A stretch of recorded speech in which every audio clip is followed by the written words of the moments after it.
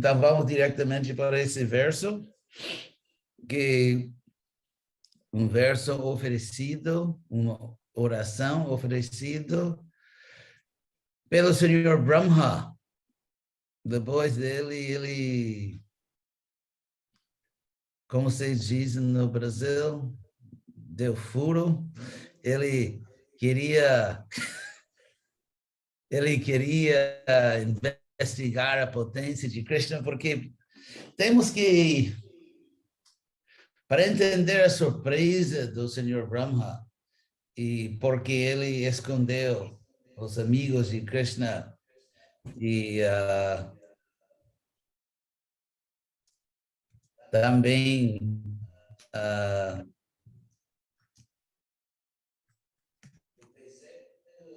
os bezerros de Krishna, porque ele dava um teste para Krishna, porque ele ficou como, eu acho que muitas pessoas no universo, até os demônios, ficaram, como se diz, na dúvida, ou a palavra incrédulos, porque esperavam Vishnu.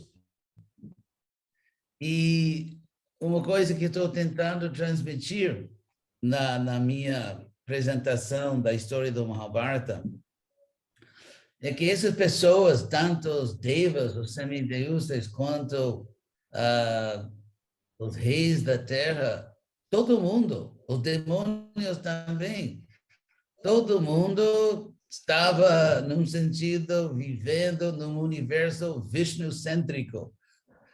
Porque, como sabemos, é Vishnu que governa este universo. Vishnu e Krishna, nós somos monoteístas.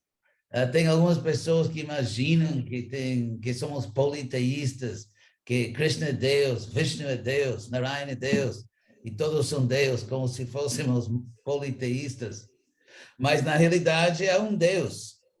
Advaitam, Achyutam, Anadim, Anantarupam, o Brahma Samhita diz. E todo o Srimad Bhagavatam, Bhagavad Gita, fala de um Deus. A filosofia que encontramos em todas as nossas escrituras é monoteísmo, não politeísmo. Mas todo mundo estava esperando Vishnu. E mesmo no Bhagavatam, por exemplo, os grandes sacrifícios dos Brahmanas, sacrifícios nos quais os devas assistiam e todas as grandes personalidades do universo, como eu chamo a aldeia cósmica, que a grande maioria das vezes é Vishnu que aparece. E mesmo Arjuna, depois de ouvir de Krishna, ele quer ver a forma de Narayana, de Vishnu, só para... Assim, porque o universo era Vishnu-cêntrico. Então, todo mundo sabia que já está no final de Dwapara Yuga, e Krishna promete, a promessa eterna de Krishna é Yuge Yuge, que Paritranaya Sadhunam Vinashaya Cha Duskritam Dharma Sanstapanartaya Sambhavami Yuge Yuge, que eu venho em cada yuga, e o Dwapara Yuga acabava, e cadê o Senhor? Então, existia uma esperança, uma convicção de muitas pessoas que o Senhor terá que aparecer também, porque o mundo estava em grave perigo dos demônios. Mas, e mesmo Krishna, no início, apareceu como Vishnu, para que seus próprios pais não ficassem confusos. Para Devaki e Vasudeva, o mundo era tão Vishnu, porque Vishnu é Vishnu que governa, o Krishna na forma de Vishnu que governa o universo. É Krishna na forma de Vishnu que sempre resgata os devas.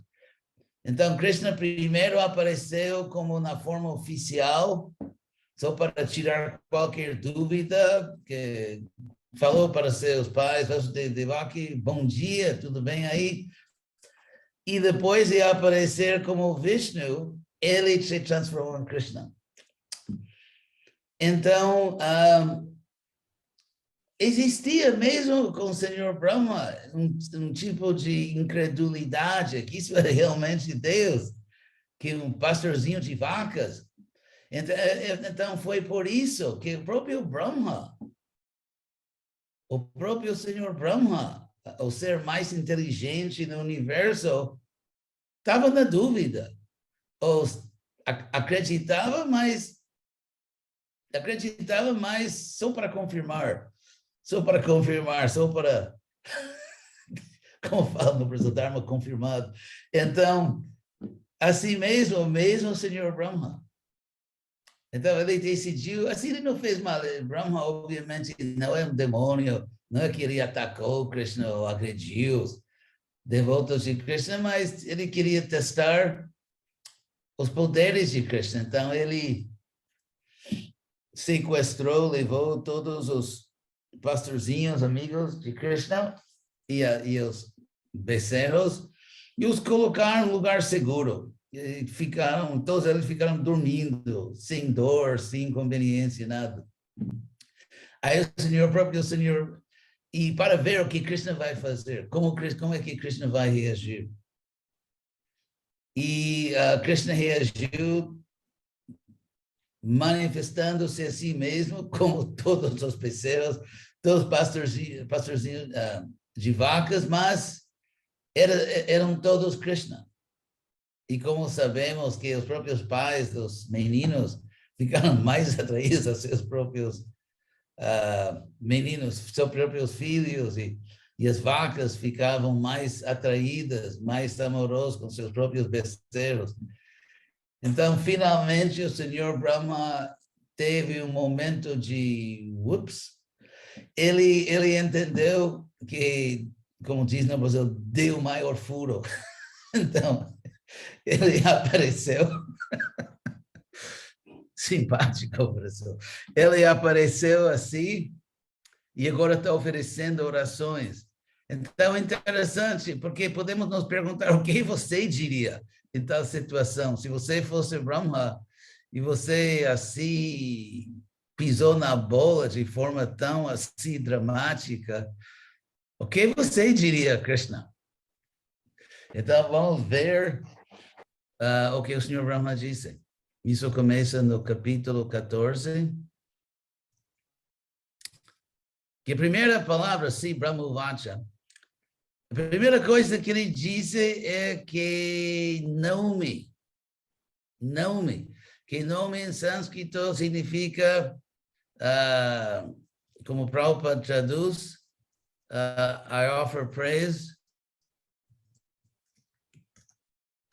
ofereço elogios. Interessante que o humor de Brahma é quase o que seria normal para Vishnu, mas ele entende agora que Vishnu é Krishna, que apesar de aparecer nessa forma tão linda de um menino, muchacho em espanhol, que ele é Deus mesmo. É o mesmo Deus que ele sempre adorava na forma de Vishnu, mas é a mesma pessoa. Então ele diz, não me ofereço elogio a ti, abra vapuche. E, bom, não vou entrar muito na gramática sânscrita aqui, que eu acho interessante, mas um pouco técnica. Abra traduzida como uma nuvem escura, ou isso, e como azul, na tradução, isso é nos sinônimos, azul escuro como nova nuvem. E a palavra abra, ab em sânscrito, na realidade significa água, da palavra up, como Rasoham apsu contea. E então, ab significa água, e abra, que espalha água. Então, por isso, a palavra abra significa não só assim uma nuvem, mas especificamente uma nuvem que vai dar chuva, que eu acho também interessante. Então, Sri Brahmavacha não me te abra vapushe. Abra vapu é um corpo e também vapu significa não só corpo, mas também um corpo bonito, atraente, um corpo atraente, vapu. Então, abra vapushe. Todas essas palavras como abra vapushe e depois Tadit Ambaraya e quase, inclusive o resto do verso, todas as palavras sânscritas que glorificam Krishna estão assim no caso dativo, que ele diz, não me te elogio a ti, eu ofereço, dou elogios a ti, e todas as outras palavras são no mesmo caso dativo, para vocês que estão interessados no sânscrito. A você que tem um corpo como uma nuvem assim de chuva, e Tadit Ambaraya.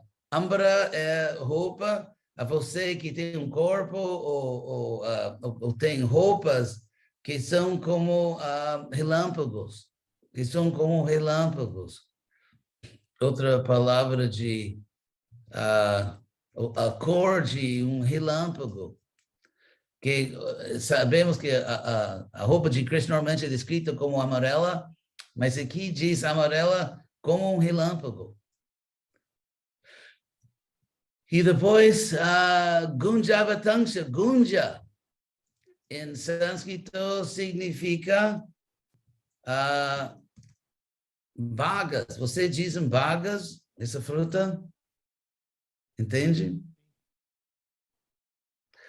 E então Krishna é muito interessante porque eu quero ler este verso e também o próximo verso porque uma pessoa pode perguntar o que Krishna está fazendo, se colocando frutinhas assim como ornamentos e o que temos que lembrar que Krishna está agindo como um menino mesmo, como um menino e decorando o corpo, colocando coisas e por quê? Se Deus, porque isso é muito diferente do conceito que a grande maioria não a grande maioria, mas a maioria de seres humanos, eles acham que Deus é uma coisa muito formal e muitos até tão confusos que acham que não é possível ver Deus, como que Deus nem possui a qualidade de ser visível, ou que existem coisas mais belas que Deus, porque Deus não é belo, porque ele não é visível. Porque ser invisível é um problema sério. Claro, porque isso significa que um objeto invisível nunca pode ser bonito, nunca pode ser atraente, é simplesmente invisível. Uma carência séria, ser invisível todo o tempo. Então, esse conceito de... Porque eu acho que posso explicar aqui por que a maioria das pessoas que creem em Deus, de alguma forma, lutam ou têm problemas sérios com esse conceito de um Deus que aparece como menino, que brinca, que enfeita-se o corpo com coisas, com vagas, com frutinhas e muitas outras coisas. Por que tantas pessoas têm problema com isso? Porque eles têm um conceito de Deus egocêntrico. Egocêntrico no sentido que eles veem a Deus em relação a eles mesmos. Então, a maioria das pessoas estão interessadas em Deus, não porque tem interesse em Deus, mas porque tem interesse em Deus mesmo, tem interesse em eles mesmos, e Deus é o chefão, jefe, o jefe. Porque Deus é a pessoa que tem controle, poder, que se eles querem ser felizes, isso depende da vontade de Deus. Se eles querem riqueza, agora eu vou falar com um acento mais gaúcho para os que falam espanhol. Se eles querem riqueza, isso depende de Deus. Então, eles pensam em Deus como o governador supremo, o poder político supremo, porque político, a palavra político, na raiz da palavra, é simplesmente a capacidade de possuir e exercer poder. Exercitar poder, quer dizer, então, claro que em nossos países tem politiquinhas absurdas, mas no sentido mais básico, exercer poder é político. E uma vez que Krishna possui todo o poder, Deus tem todo o poder, ele é visto como a figura política suprema, que inclusive você tem que, como se diz, pagar subornos, né? Que o que a maioria das pessoas chamam religião é mais ou menos subornos. São subornos de pagar a Deus, porque ele tem poder, que ele vai facilitar as coisas que eu quero, que eu tenho medo da morte, então só Deus pode me salvar da morte, então minha vida está nas suas mãos.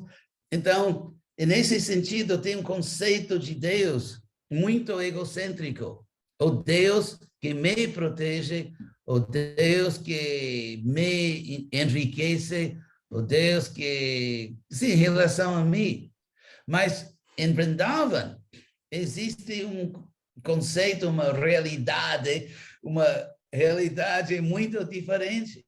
Porque em Vrindavan as pessoas amam Deus, não pelas coisas que Deus pode dar a eles, mas porque o amam. A natureza do amor é que você ama uma pessoa porque você ama essa pessoa. O verdadeiro amor não tem motivos materiais. É simplesmente amor. Inclusive, por exemplo, se você ama uma pessoa e essa pessoa, vamos dizer, está doente, enfermo. Se essa pessoa está doente e já não pode dar nada a você, porque a pessoa está de cama, deitado, e não pode... Então, se você ama essa pessoa, pode ser um filho, pode ser um amante, aí você se dedica a essa pessoa, mesmo quando essa pessoa não pode dar nada a você. Então, o conceito de Krishna é quase o único conceito de Deus entre as grandes religiões que é teocêntrico, que é o conceito de Deus centrado em Deus. Claro, para ser justo aqui, quase em toda religião, existem pessoas místicas, não assim, a grande maioria das pessoas, mas pessoas que são místicas, que têm conceito de amar Deus. Por exemplo, os sufis em Islã, que alguns deles têm o conceito de amar Deus só por amar Deus, e não com motivos egoístas. Mas a diferença entre a tradição Bhakti e outras tradições, que nas outras religiões podemos dizer que esse conceito de amar Deus só por amar Deus é sempre uma minoria, como dizer, uma linha, um segmento assim minoritário de místicos, mas na tradição Vaishnava, amar Deus está exatamente no centro da tradição. E também temos informação que torna Deus amável, porque é difícil amar o que você não pode ver. Como você diz em português, ver para crer. E se apaixonar por uma coisa invisível. Imagine que em inglês, não sei como dizer em português, nem em espanhol, porque é uma coisa que nunca fiz, o termo encontro cego, se diz? Por exemplo, que uma pessoa terceira organiza, então, esse homem vai sair com essa mulher, eles nunca se conheceram antes. Não sei como se diz em espanhol ou português. Encontro às cegas. Encontra-se, sim. Eu não conheço a palavra porque nunca fiz. Nunca fiz no meu papel de faraó Hare Krishna. Então, sim, contra cegas. Então, nossa vida interna. Imaginem, por exemplo, pessoa que aceita sair num encontro às cegas e chega e a pessoa tem uma máscara. Ou pior que uma máscara, a pessoa está dentro de uma bolsa enorme, né? Que você nem pode ver se o corpo é anatomicamente humano.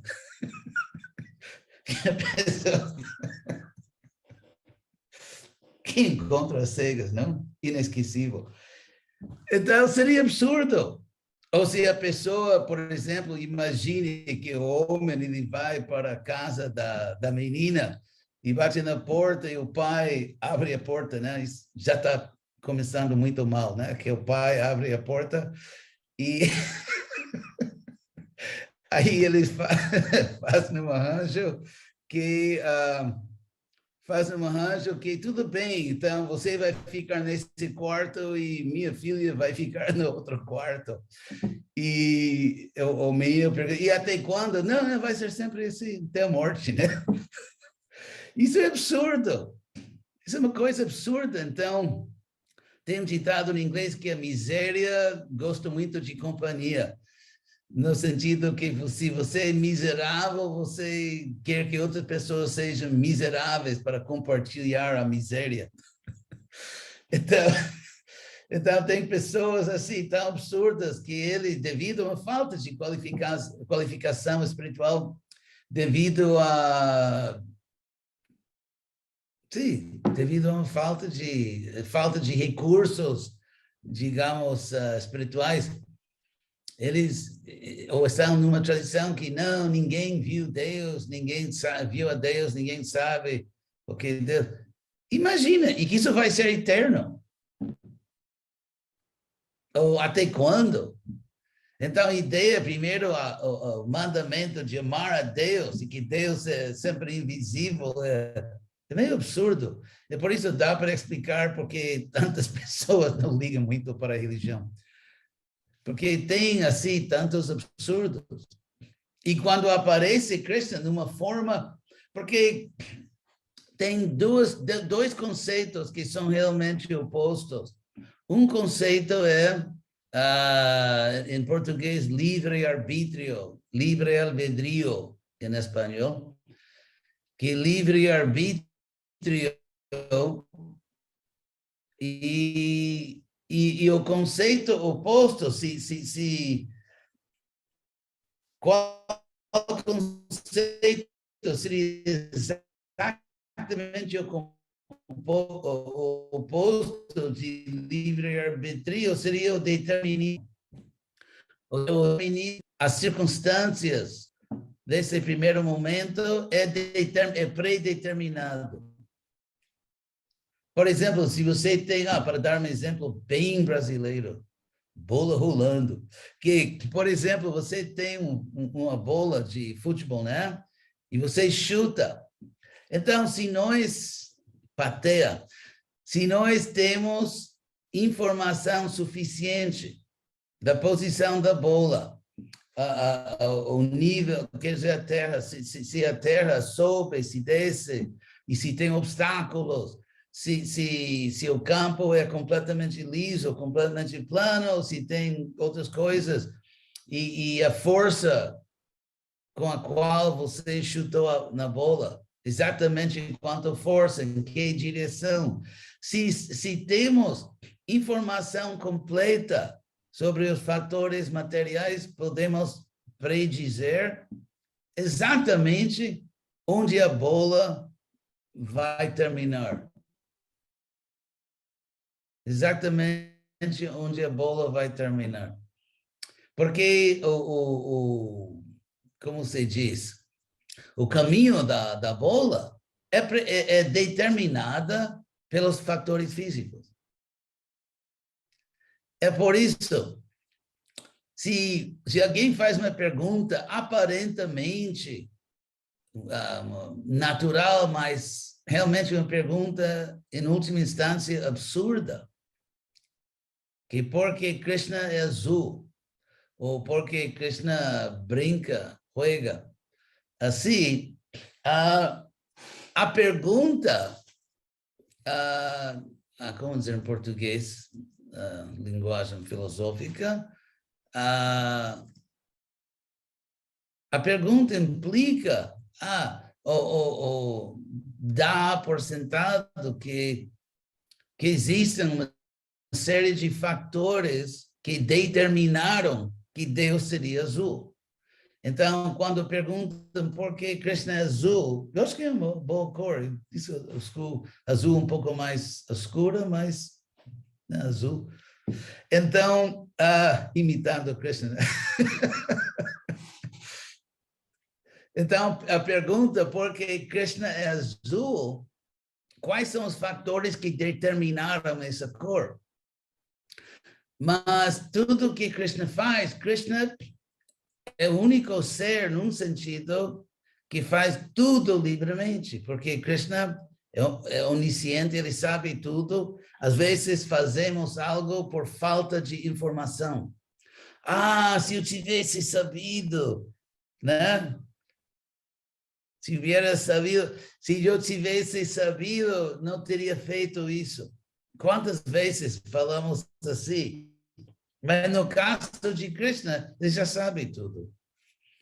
Então, Krishna, a ideia de um Deus que pode ter gosto pessoal, eu acho que o problema filosófico na mente de algumas pessoas é que um ser onipenetrante, um ser infinito, não pode ter preferências pessoais.